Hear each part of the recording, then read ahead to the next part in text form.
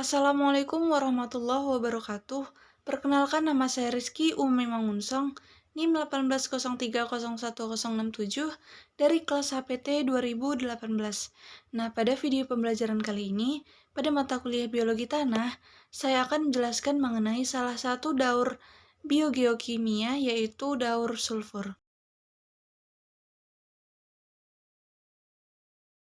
Jadi, daur sulfur atau yang dikenal dengan daur belerang adalah salah satu bentuk dari daur biogeokimia, yaitu suatu rangkaian perpindahan suatu zat kimia yang memiliki kandungan unsur belerang atau sulfur yang berada di permukaan bumi.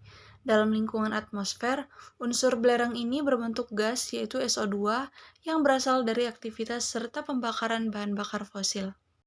Nah, ini merupakan daur sulfur atau daur belerang. Belerang dalam tubuh organisme ini merupakan unsur penyusun protein. Jadi, di alam, sulfur atau belerang itu terkandung dalam tanah dalam bentuk mineral tanah dan di udara itu dalam bentuk gas sulfur dioksida.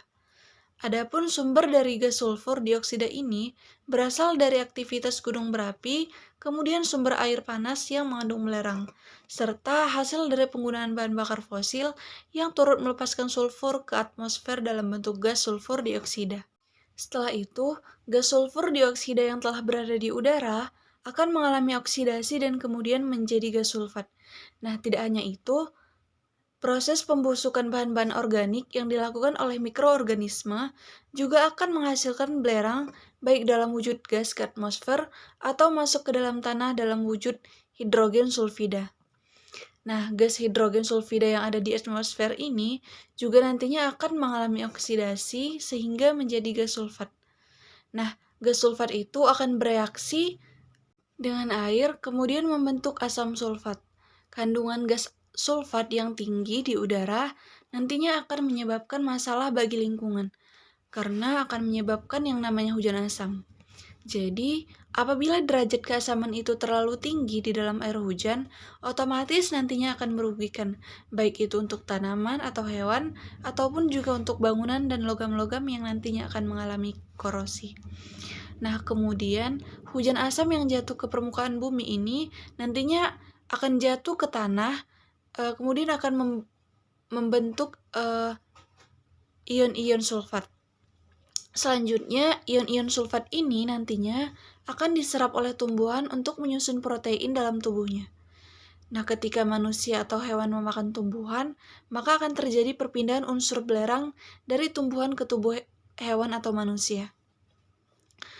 Ketika tumbuhan atau hewan tersebut mati, maka jasadnya akan diuraikan oleh dekomposer yaitu bakteri dan jamur pengurai dan kemudian akan menghasilkan bau busuk yang disebut sebagai gas hidrogen sulfida atau H2S yang diproses dalam keadaan anaerob atau tidak membutuhkan oksigen. Kemudian, gas hidrogen sulfida ini ada yang sebagian dilepas ke udara dan ada juga yang sebagian tetap ada di dalam tanah. Gas hidrogen sulfida yang ada di udara nantinya akan bersenyawa dengan oksigen membentuk sulfur dioksida. Kemudian gas hidrogen sulfida yang ada di tanah itu nantinya oleh bakteri tanah akan diubah menjadi ion-ion sulfat yang nantinya bisa diserap lagi oleh tumbuhan yang ada. Nah, adapun jasad makhluk hidup yang sudah mati nantinya bisa dijadikan sebagai bahan bakar fosil untuk bahan bakar aktivitas industri atau yang lainnya. Sekianlah penjelasan mengenai daur sulfur yang dapat saya jelaskan. Apabila terdapat kesalahan, saya mohon maaf. Assalamualaikum warahmatullahi wabarakatuh.